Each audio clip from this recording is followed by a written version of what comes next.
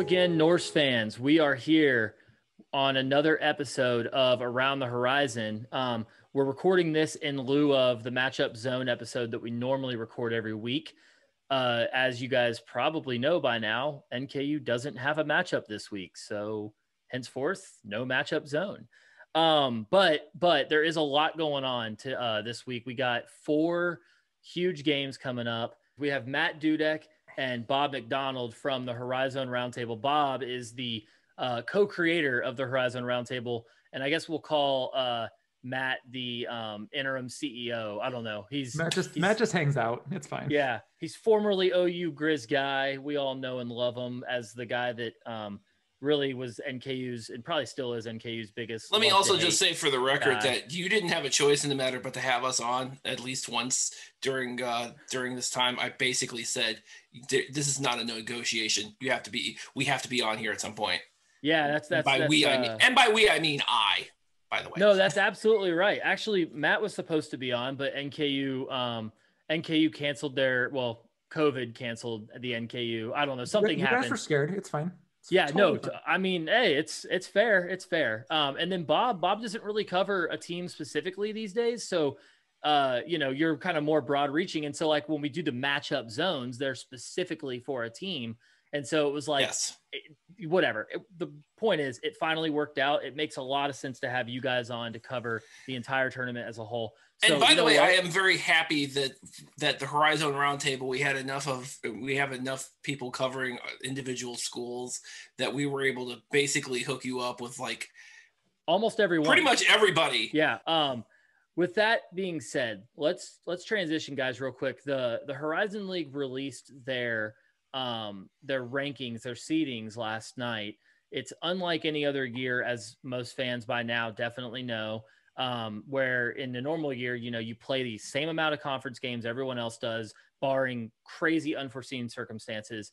That way you have an exact math basically to determine a winner. Obviously there was that one weird year, and it happens every now and then, but there's that one weird year where NKU and Wright State were split, 1 seeds or whatever. And so it came down to a tiebreaker. We don't have that this year. This year we had this crazy, wacky formula. And I know that you guys had, Dan Gliot on from the Horizon League last night to talk through sort of how that formula works. What were your guys' impressions, first of all, of the rankings themselves, and also of the interview with Dan, the construction of the formula? Do you feel good after that conversation, like with where we are, or do you still think maybe there's like a team on a seed line that maybe needs to be up or down a spot? So what I was thinking, and by the way, it's Dan Gliot. I can't tell you how many times I did that over the last 3 years. No, thank you. You're, by the way, you're not alone in that. He mentioned that, but he did a really good job of kind of laying out the formula as it stood.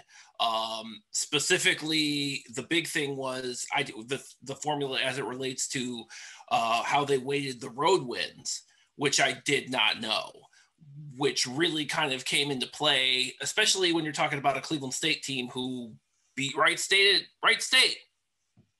So as far as the rankings are concerned, I gotta be honest, I don't know if I would have had, I don't know if given how the formula was weighting a lot of things, specifically number of games played. I know Detroit Mercy fans are feeling some type of way right now, but the fact that they missed out on at least 4 games, I think. I believe it was at least 4. I think it kind of played in it, not to mention the fact that they played how many? I think they played 10 home games. They played a lot of something like that. So yeah, it sounds ridiculous because they were on a complete tear at the end of the season. But I mean, as far as this formula is concerned, I mean, what are you going to do? I mean, that's kind of how it's spit out. Well, and that was something that Dan really talked about in the interview, was when they were setting this up at the beginning of the year, they wanted something that was going to be unbiased. So they talked about how they had all the coaches together, they had the admins, the presidents, everybody, and they came up with this formula that they were going to use. So it took out all the bias from it. And I think that's, people need to remember that one. that this wasn't a secret formula as far as what, the coaches knew if they missed games, what was going to be important and what wasn't, how that was going to play out. And I think the fact that they did the road win over home win, the weight there made sense, because most team, usually you see each team away and home. But when we took that away with these back-to-backs, you weren't getting those home games. And although the home, how much did home court matter this year without fans? Tough to tell, but they still wanted to wait the travel and all that. So road wins meant a lot. Strength of schedule meant a lot. And games played really meant a lot. They wanted these teams to make sure they had the incentive to play. Detroit Mercy took four games. I was two weeks off. And was it because of COVID? Was it, and they're a private school, we'll never really know, but that did hurt them a lot. And it might've been legit. It might not have, but we're never going to find out. But what it came down to is they had to know what that was going to do to them. And that was a choice they made. So it kind of probably kept them out of a top 4 seed. Yeah, that's a really good point. Go ahead, Bob. Well, the other thing too, and keep in mind as well, is that you look at Youngstown State, and they're a 6th seed right now. And they didn't do all that much better than, say, IUPUI. But because of the fact that they played all their games. In fact, they even threw in a bunch of non-Division I, which obviously doesn't make any difference now. But I think also too, that road win against Wright State really helped them out too. Yeah. I know it was like back in January, and everybody forgets that, but they're the ones who basically broke out. And by the way, Bill Wampler was on our podcast last week. You got to check that one out. He basically copped to what we all have been thinking about Wright State and national television. They feel like they're cursed, and I'm not disputing it, because that's exactly what happened this season by and large. And I think that is specific, because usually 9 and 11, not really all that great a schedule, but they played all their games and they beat Wright State on the road. 2 major, huge things, especially for a Youngstown State team that over the last couple of years hasn't been that great on the road.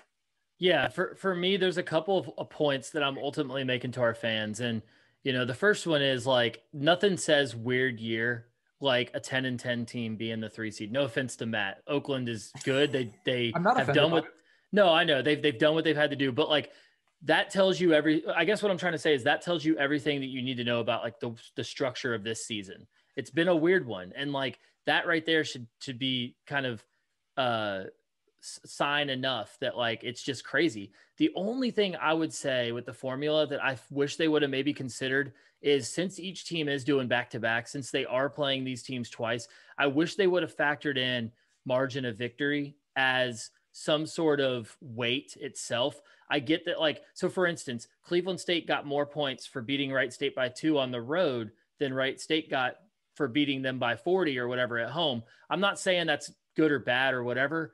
It's just interesting to me that, like, we use that to say essentially Wright State, like, they lost on the buzzer beater, but then they turned around and just spanked them. Like, you don't spank a team on accident. But that said, the final, like I guess the last thing I'm saying about it is it doesn't matter, right? Because they're never going to have to like do this formula crap, hopefully, ever again.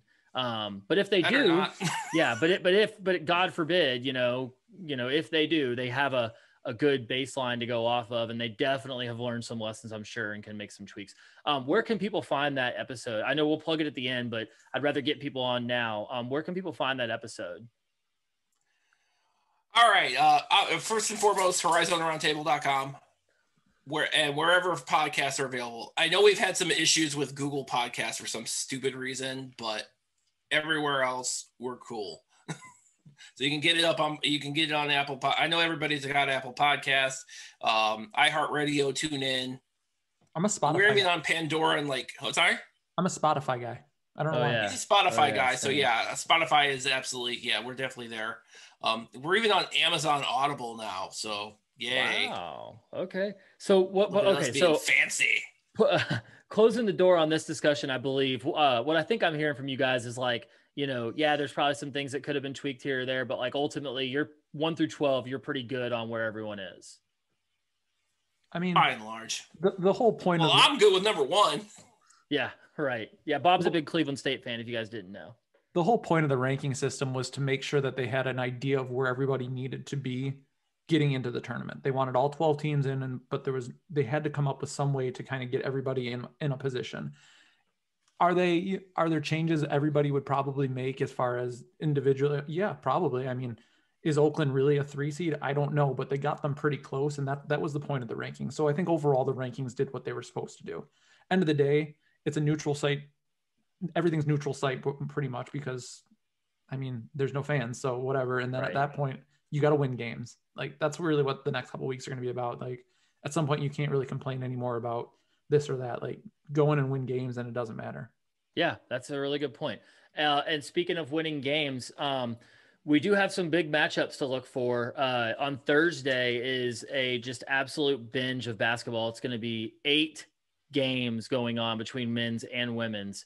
But on the men's side, which is where we'll focus today, we got Detroit Mercy, the 5 versus Robert Morris, the 12, Youngstown State, the 6 versus UIC, the 11, Green Bay, the 7 versus Purdue Fort Wayne, the 10, Milwaukee, the 8 versus UIP, the 9.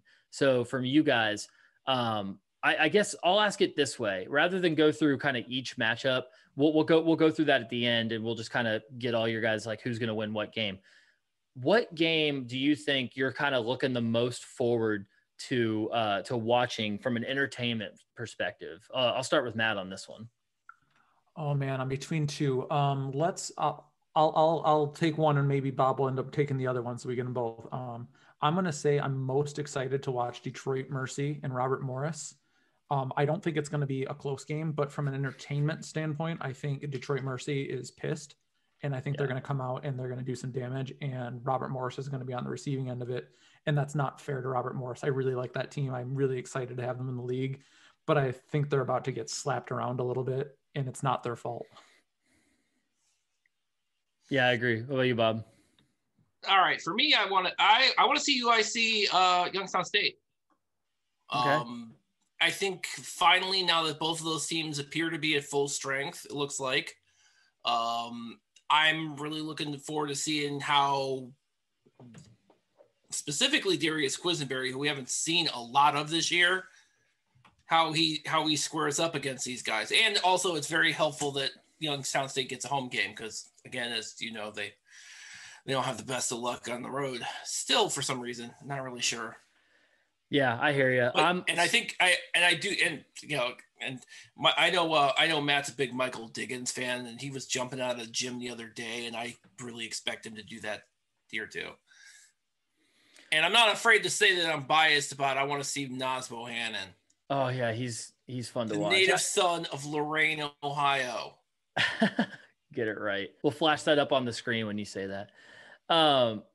So I would say that, like, for me, it's obviously I'm going to watch Detroit Mercy and Robert Morris because that's most, Detroit Mercy, I think, is pretty consensus. That's who we're going to play in the second round. We'll get to that in a minute.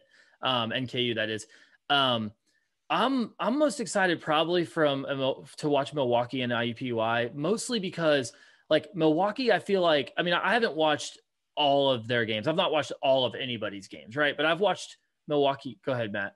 Did you avoided that second game of the Oakland Milwaukee series? No. I was tweeting about it. And, you poor thing. That was the game. That was one to miss. Oof. Oh, no. I'm sorry. Wait a minute. No, the second game. Wait, are you talking about Milwaukee, Oakland? Yeah, the double overtime game. Yeah, that was awesome. I mean, it was some of the worst. No, it really wasn't. Yeah, but when you're not a fan of the team, it's fun to watch. Like, which team is gonna like they're both, like, neither team wanted to win. It was hilarious. And but that's what I mean, though. I'm not a fan of either team either, and it was like watching. Never mind. Yeah, I know. We saw your comment, but no, my point on the Milwaukee IUPUI, I'm not saying it's going to be like great basketball. Let's be real, guys. This is the undercard of a Horizon League tournament, so, like, I'm not expecting to see just mind-blowing basketball that's going to really, jump off the screen. But Milwaukee has played a lot of close games this year. IUPUI has been really hot lately. Marcus Burke is, like, he's played his way into the top 5, probably. I don't want to say probably because it's hard to say that, but I wouldn't be shocked at all if he's first team All Horizon after the way he's played down the stretch. So This is the part where I get to make the argument for him being player of the year.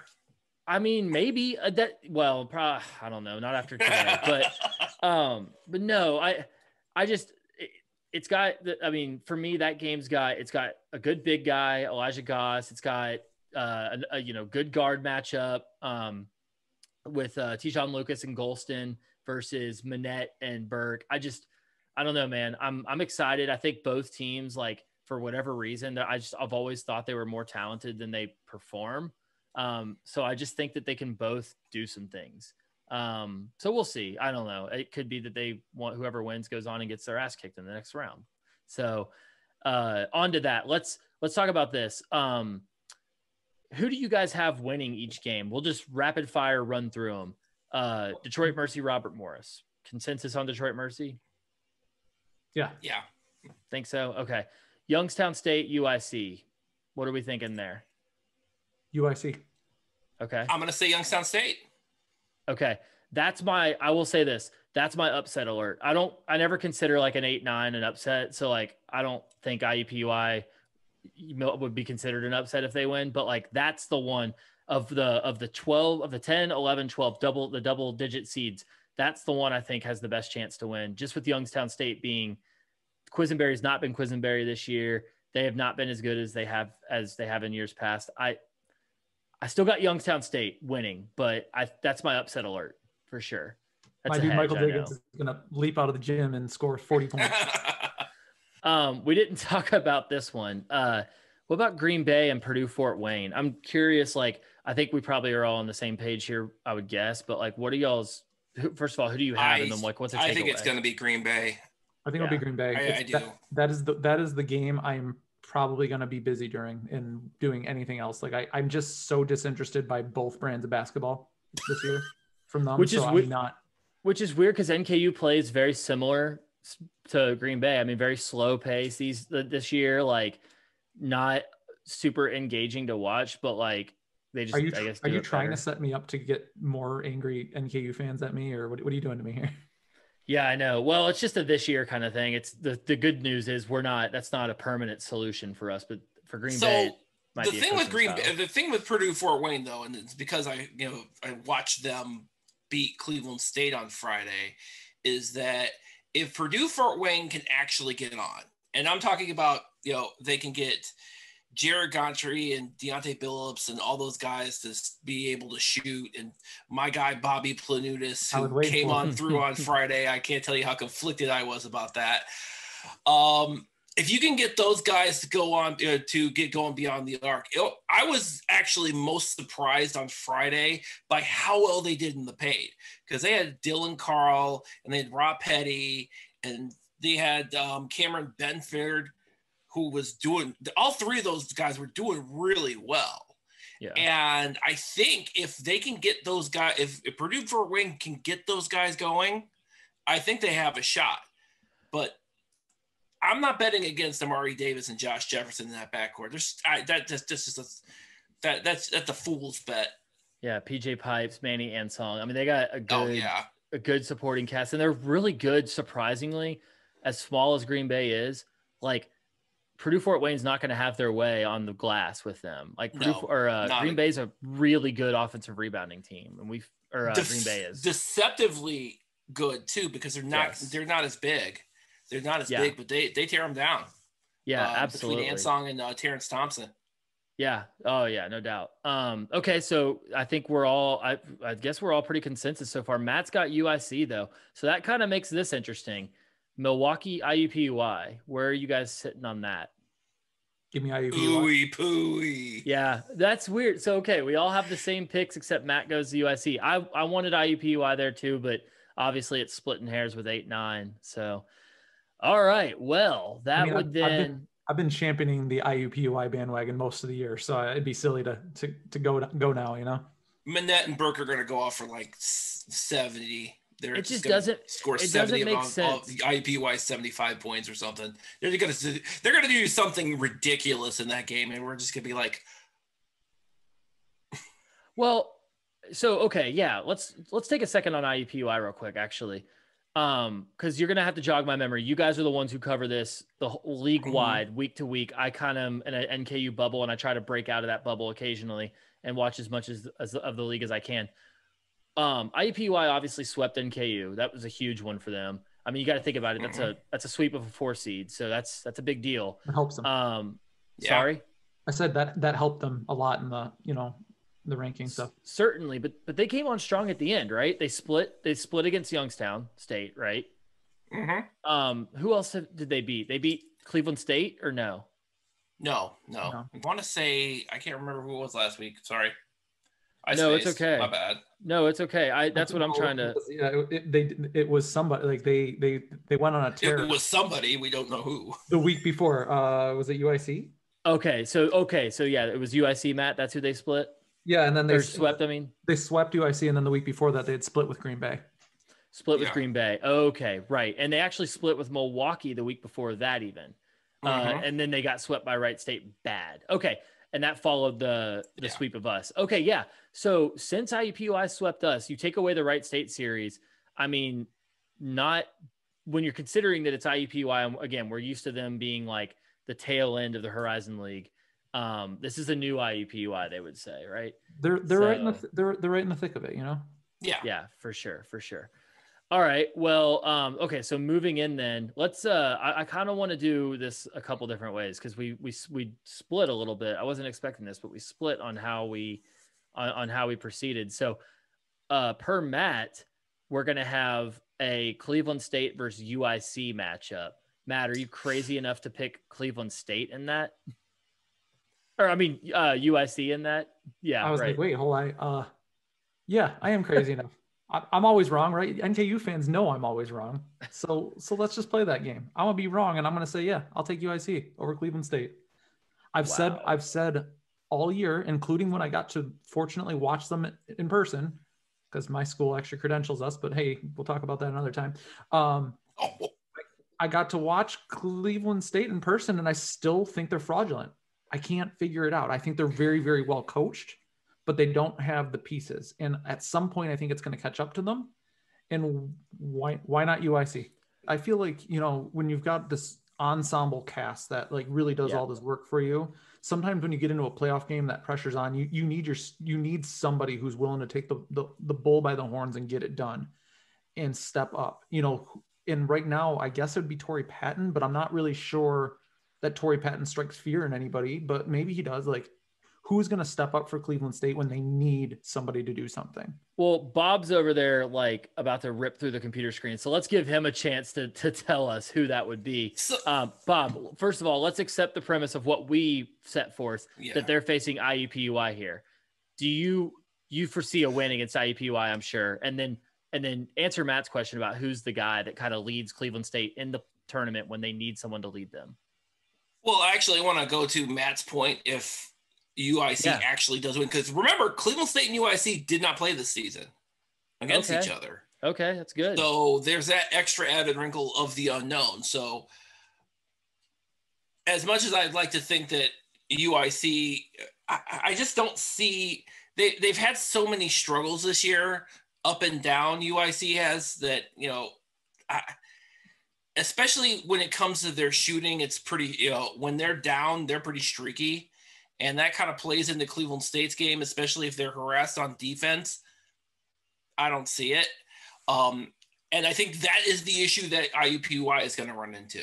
That's the issue that IUPUI ran into the last time Cleveland State played IUPUI, especially, like I said, especially Jalen Manette. He one whole game, he didn't exist.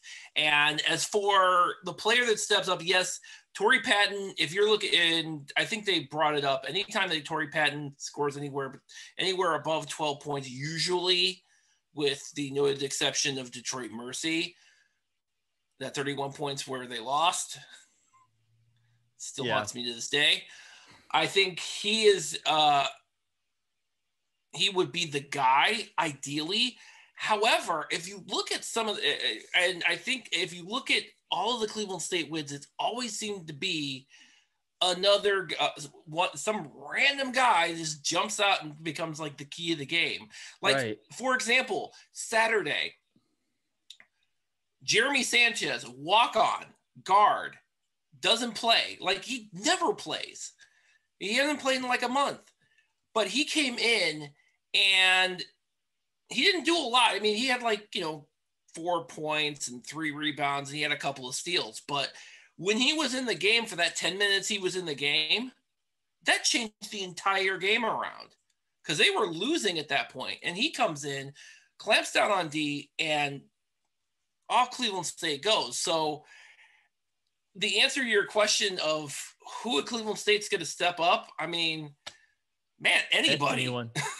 If I'm being honest, anybody. I'm personally hopeful. I want Cleveland State to make it one round further than where Matt has them, because I actually see a lot of the same. I have a lot of the same opinion on Cleveland State that Matt does, which is why I'm actually I wouldn't say happy. I don't think any 4 seed would be happy to play any of the remaining top 4. It's just a tough draw. But of the 3 in there, or of the 2, the 2 other options, whether it's Wright State or Oakland, I would rather play Cleveland State, but we'll get to that in a little bit. Let's run through the rest of this second round matchup real quick. So I guess based on what we're saying here, we would have Wright State versus, it would either be IUPUI then for Matt, or are you doing the reseeding? Yeah, it's so annoying.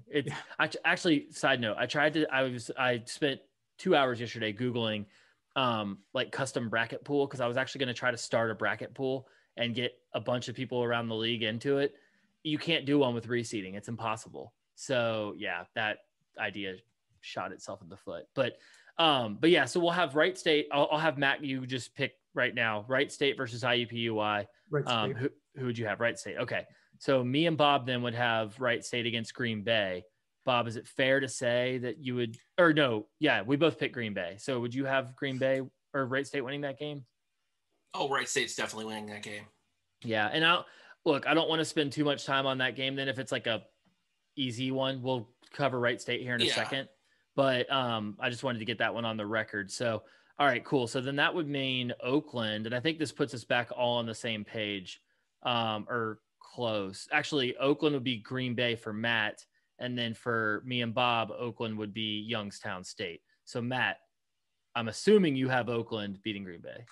Oh man, they got swept by Green Bay already this year. So yeah. Oh well, you can't wait. It's hard to beat a team 3 times. Yep. So there's Oakland's.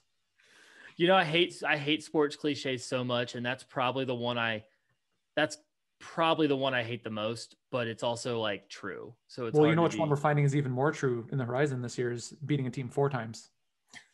Nobody did it. God, nobody did it. The fourth game has been a real bugaboo. Wait, I'm gonna have to investigate Matt's bracket as we keep going here, because I really have a feeling he's setting us up for a 5th Detroit Mercy Oakland matchup. Me? No. God, I hope not. All right, Bob. Maybe real quick. I don't know. Oakland versus Youngstown State. Where's your money going? I'm gonna have to go with Oakland on this one. That's another 3 though. Yeah. I mean, Oakland to me, I'll get into it more in this next round, but I got to go Oakland over Youngstown State as well.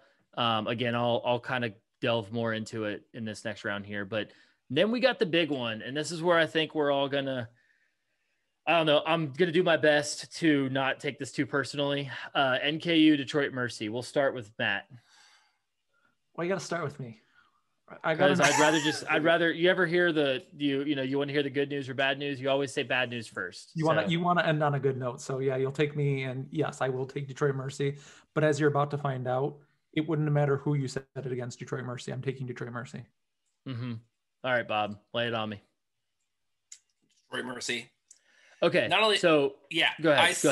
I said it. Go ahead. And I think for the fact, you say game plan for Antoine Davis, I think the other guys show up. Yeah. I think we have grossly underestimated. Well, we haven't grossly underestimated, but a lot of people have grossly underestimated the effectiveness of O'Goul. Guys like Matt Johnson have stepped up. And yes, there will be a Noah Waterman appearance in this tournament somewhere. And I'm afraid it's probably going to be against NKU. Sorry. Yeah. I will say this. Here's the only thing I'll say. And Don't be I mean, hating. obviously I'm picking NKU to win this one. And that is a bias, and I'll admit it. But I would say that the one thing to look out for is, so Antoine Davis has played 5 games against NKU. He's averaging 23 points a game. Sounds really good, obviously. But his freshman year, he went for 33, 26, and 30. The third game was at our place. We won 99-88. They really pushed us in the opening round of the Horizon League tournament. Okay. The next year, though, he failed to break 20, and I'm fairly certain, I looked last night, but I didn't write it down. I'm fairly certain he failed to break 15 against us last year. And as Jack Talley, a big NKU fan, tweeted at me today, he pointed out, and I would have known this, but I'm really glad he pointed it out because I didn't think about it until he said it. But matchup zones are meant to slow down ball dominant guards and driving wings. You have to be really good moving without the ball and beat the rotation by passing. And he said not Davis's game. Now, I disagree with him on that. So not too much, but I disagree with him on that last point that it maybe hasn't been Davis's game his sophomore and freshman year, but this year he does have the supporting cast. So I would say absolutely it's a 50-50 matchup. In my opinion, the two teams are very evenly matched. I just give NKU the home edge, and I know that home court doesn't really matter, but like we beat Wright State at home. We played them really well at home in the second game.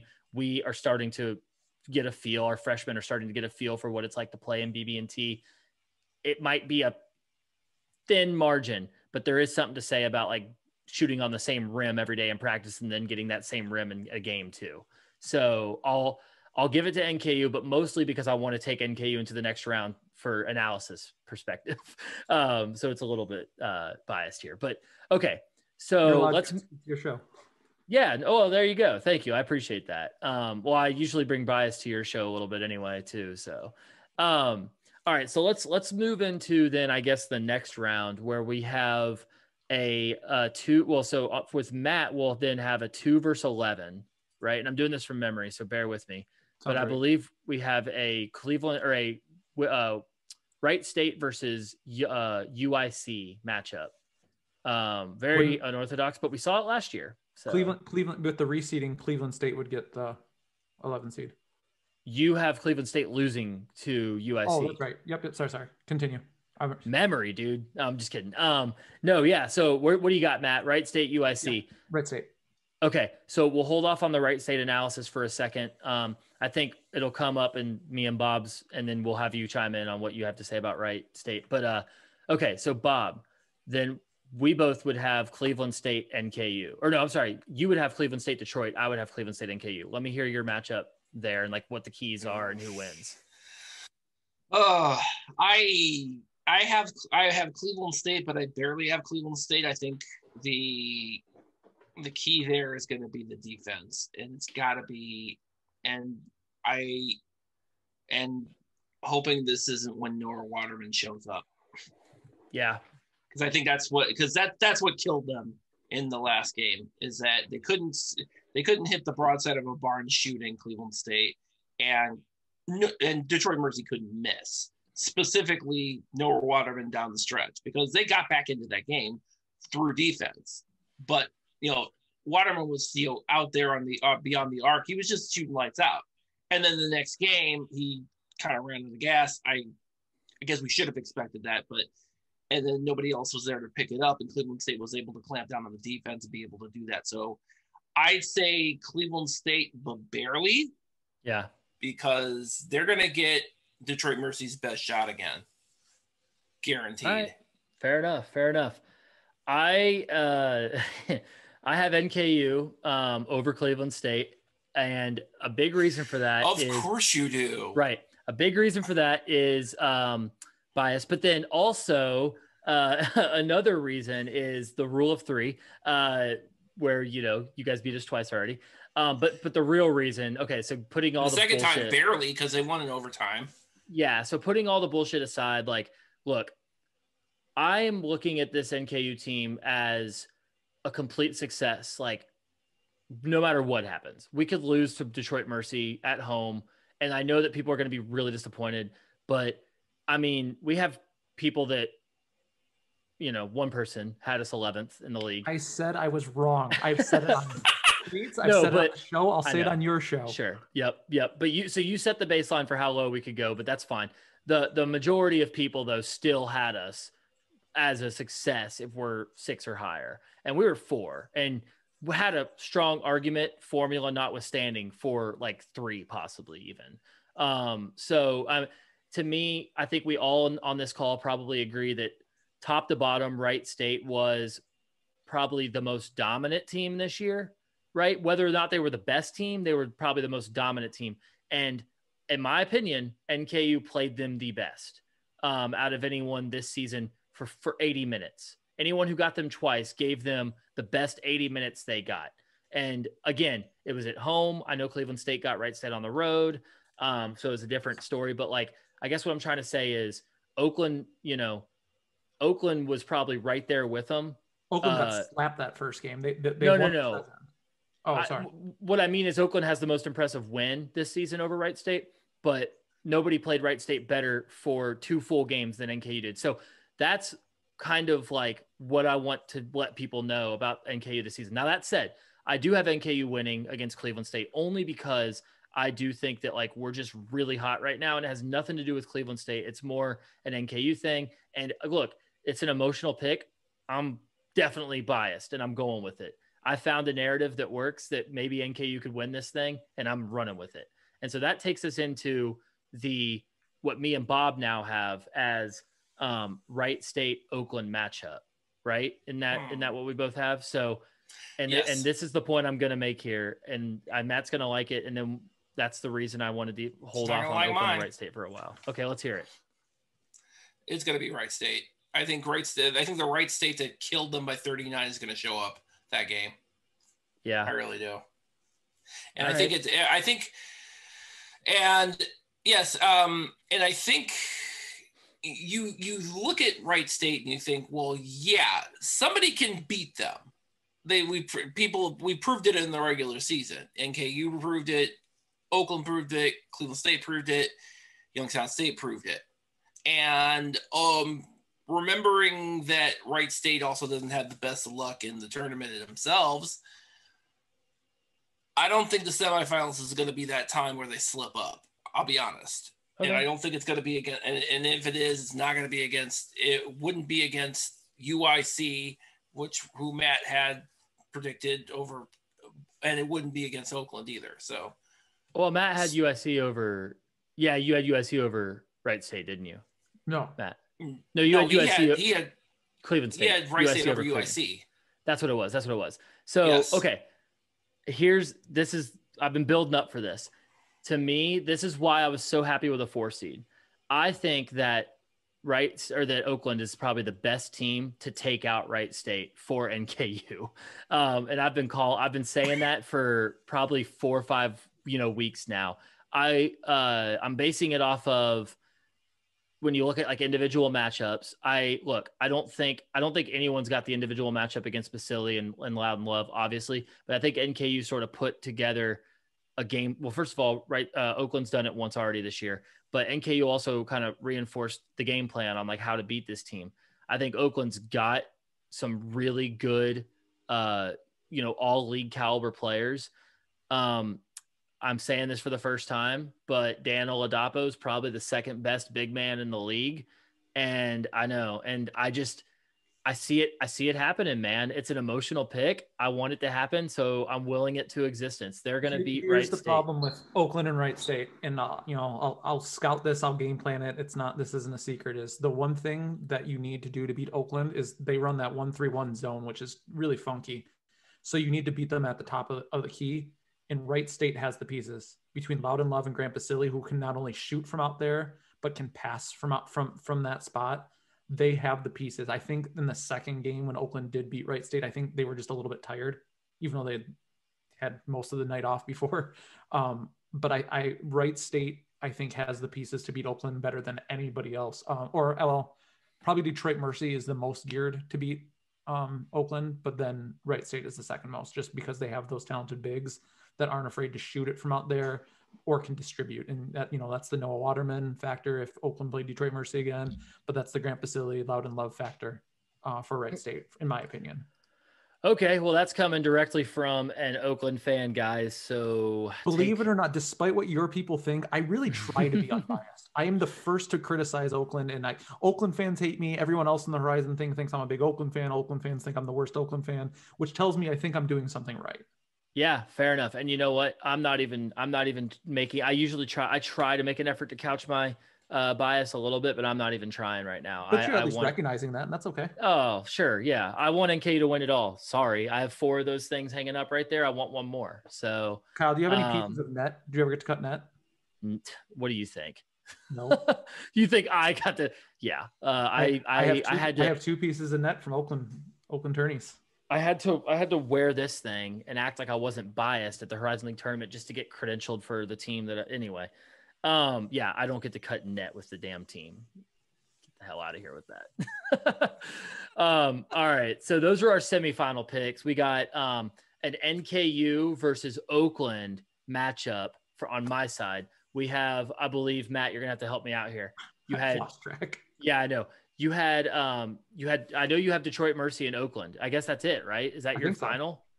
So. No. Detroit Mercy and Oakland? No, that's your semifinal. Who do you have Detroit Mercy and Oakland? Detroit Mercy. Really? Yeah. You want to tell us why real quick? Like I said, I think Detroit Mercy is geared up now from a personnel standpoint to beat them. I don't think they can keep Antoine Davis down, and Oakland has a really bad tendency to not finish what they started in the tournament, and they tend to win one round and then lose the second round. So following the formula of around here, I'm not a football fan because I grew up in Detroit area, so I would have had to be a Lions fan, and I hate the Lions, but we have the saying, same old Lions, same old Oakland's really about the same thing. Like, I haven't seen enough to think that they're going to do anything different. I think they win a round and then they lose the second round. So. Wow. Okay. Well. Yeah, I didn't see that coming, did you? I didn't. No, I did not. That's actually, that's probably the biggest surprise, other than the fact that you just told me that Oakland's not good enough to beat Wright State again. This is a new Matt for sure, or at least a Matt that I wasn't. That's what I'm saying. Matt. Sorry, same Matt. New everybody thinks that I'm going to be this big Oakland homer. I'm really not. I try to make that clear. I try to see it clear. You changed the handle, so that should be enough for everybody, right? I'm a Horizon guy. First, I just happen to operate out of Oakland. Right. Okay. So you have Wright State and Mercy then is your final, which is what I want my final to be. I think I did this right eventually. Okay. Like that in my head, that they become my final. So you have Wright State, Detroit Mercy then. Yes. Okay. Bob, what do you have? I have Cleveland State. I have Cleveland State, Wright State. Okay. That's a good one. And then I have Oakland and KU. So we're all totally different. Only one common denominator here is that Wright State is in 2 of ours. I know, but that's the Horizon League for you.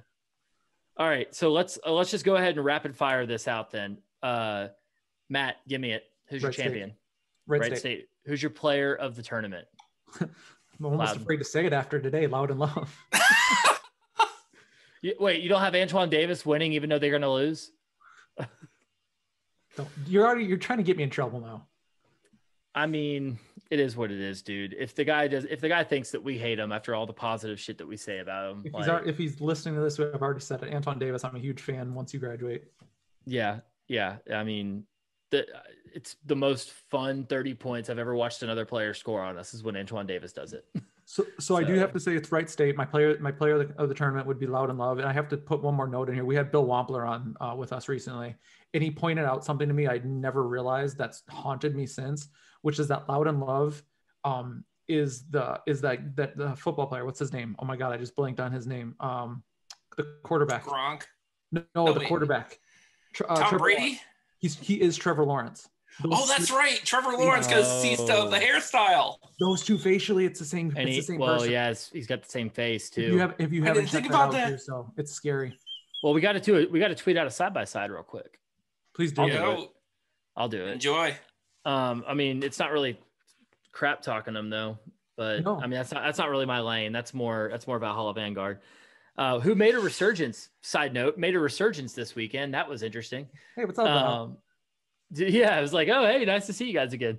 All right, Bob, who you got? Cleveland State, Wright State. Who's your player of the most outstanding player, whatever they call it? As much as it pains me to say, it's going to be Wright State. However, my player of the tournament, Tanner Holden. Wow. Okay. I think Tanner Holden, he's due. He did really well at the beginning of the season. He's had a little bit of a drop off because he had a little bit of a drop off near the end of the season, but I think he makes a resurgence during the tournament. Well, then he should be player of the year because we learned that you don't have to be good the whole year to be player of the year. Only most of the year is for player of the year, right? Who is your vote for player of the year, Bob? Just curious. Secret? I flipped a coin.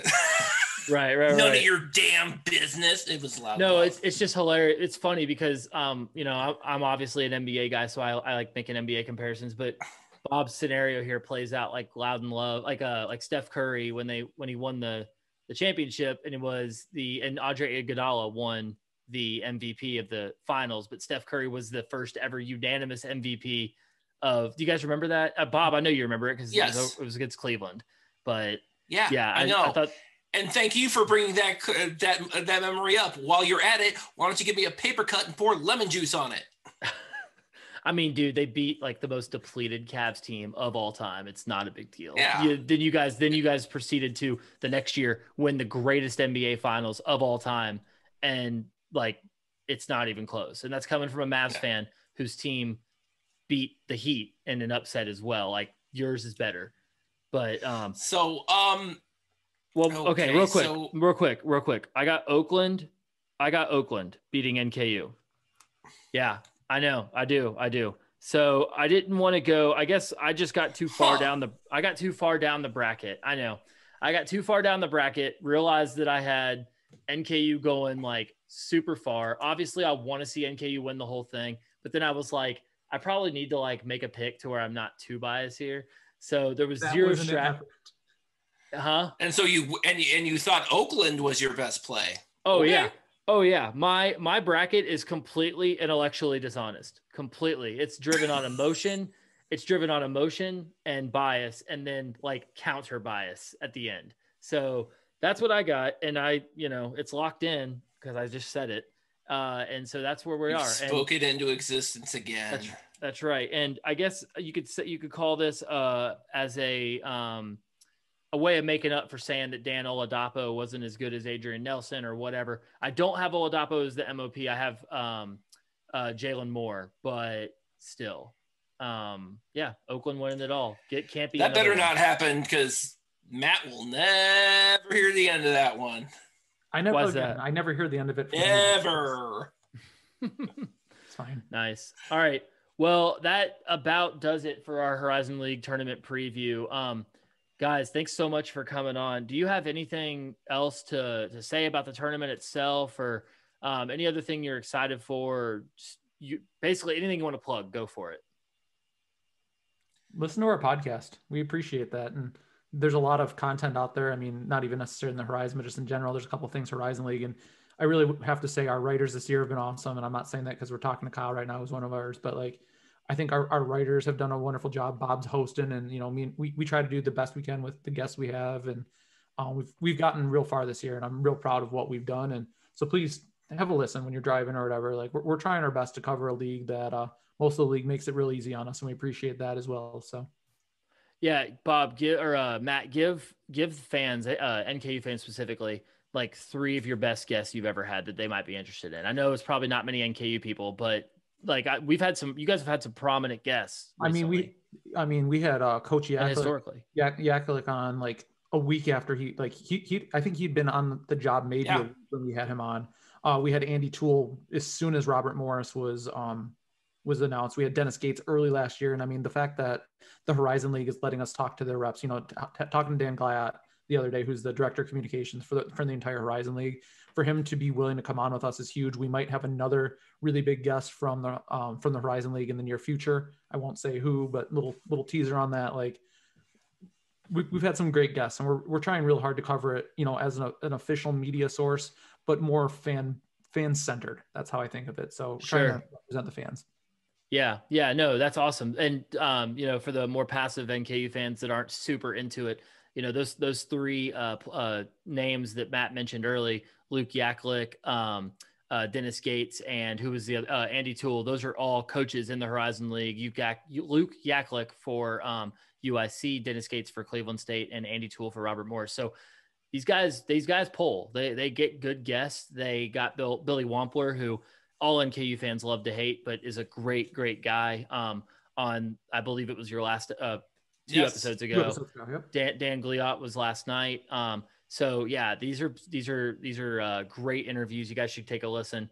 And you know what? If they aren't able to book a sick, awesome guest, occasionally I get to go on there and talk about NKU. So that's another reason why you should all go listen. But anyway, thanks so much, guys, for being on.